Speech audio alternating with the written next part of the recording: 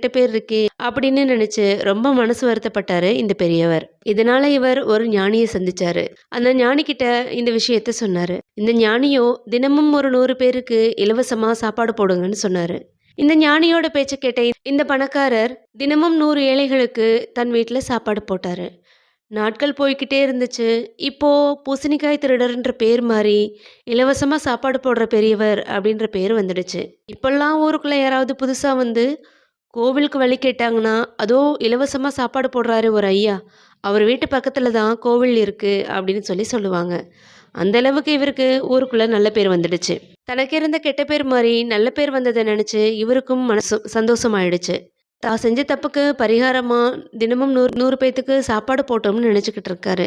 ஆனா இதுல இருக்க உண்மை என்ன அப்படின்னா, நாம நல்ல விஷயங்கள தொடர்ந்து செஞ்சுக்கிட்டே இருக்கும் பொழுது, நம்மகிட்ட இருக்க கெட்ட பழக்கமும், நம்மள பத்தி இருக்க கெட்ட பேரும் கூட மறைஞ்சு போயிடும்.